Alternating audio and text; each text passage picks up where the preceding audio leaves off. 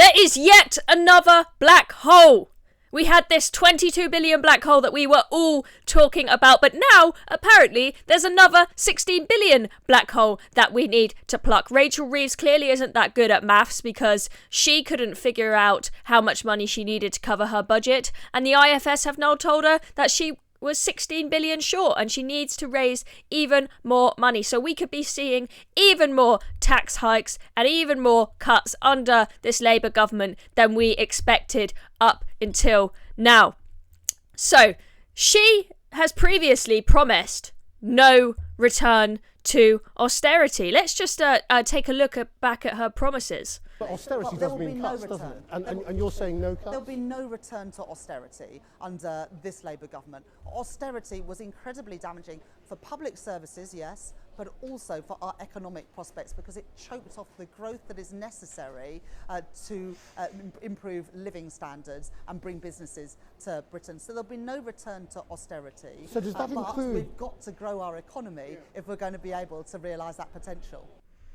Another Labour lie. We've already been starting to see a return to austerity with the winter fuel payment cuts and whatnot and talks of other cuts, but we could see a heck of a lot more of it now that she has been told that she needs to find another 16 billion and she's being advised by the IFS if she doesn't plug this hole, then we could see a big scare to the markets like we had with Liz Truss. So I think there will be a return to austerity and Rachel Reeves is going to be known as a liar just like Keir Starmer. All of them are liars and we've got the videos of them saying there's going to be no austerity, we're going to have all the money in the world to fix all the country's problems, it's just those evil Tories don't want to give you guys the money. And now they are waking up to reality. Now they're in power and they realise there isn't a magic money tree. So the IFS have said that she needs to find 16 billion more on top of the 9 billion of tax rises that that there has been set out in the manifesto. That is what they are saying. But what are they actually going to do? Where are the tax hikes going to be? Where are the cuts going to be? We don't really know for sure. And what has happened is that with this new Labour government, they have waited such a long time to give us the budget after getting into power that it's created this void for all of this speculation and everyone wondering what the hell is going on and what this government is going to do. Maybe if they had brought in the budget earlier, within a month or 2 months max of coming into power, we would be talking about that rather than talking about Donergate and Lord Ali for so long, which has absolutely killed their approval ratings. So we don't know what is going to be going on exactly until 30th of October when we see this budget. And it looks like the budget is not planned out properly already because, you know, couple weeks to go before the budget, she's now being told you've got 16 billion to find.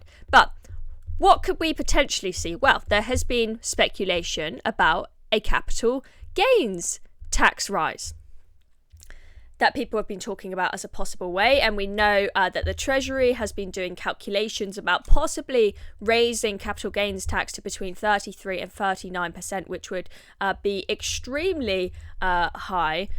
But now, apparently, she's denying those plans. I mean, I don't know if you guys remember at the beginning of the year, this whole hoo-ha over whether Labour is spending 28 billion on their green agenda. We had a bunch of politicians going on various media rounds, some of the MPs saying, oh, we are absolutely committed to 28 billion on our green policies, and then other MPs being like, no, that's not happening, nobody knowing what the hell's going on, and then eventually it got dropped. And we seem to have the same situation going on here with capital gains tax. Some people are saying it's happening, some people are saying it's not happening, who the hell knows? But apparently they are finally waking up to the fact that tax rises don't necessarily mean more money for the government.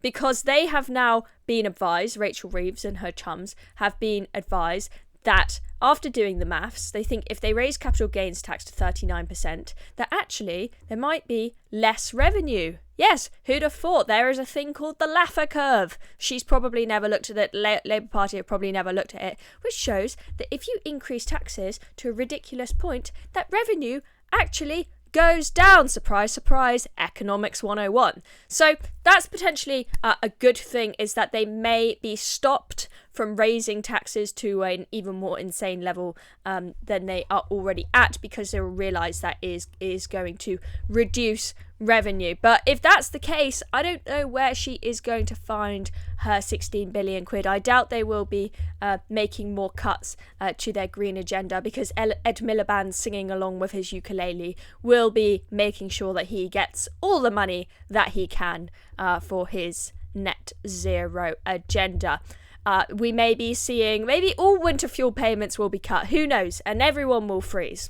Who knows? Let me know in the comments below what cuts you think Rachel Reeves is going to make in order to fund this 16 billion black hole. Or will she just let there be a black hole and risk there being a market scare? Let's see what happens on 30th of October when we get the budget, and then all will be clear. Thank you, ladies and gentlemen. I'm Chloe Dobbs. This has been another video for Reason. Make sure you press that notification bell so you don't miss out on any more of our videos. I'll see you all in the next one.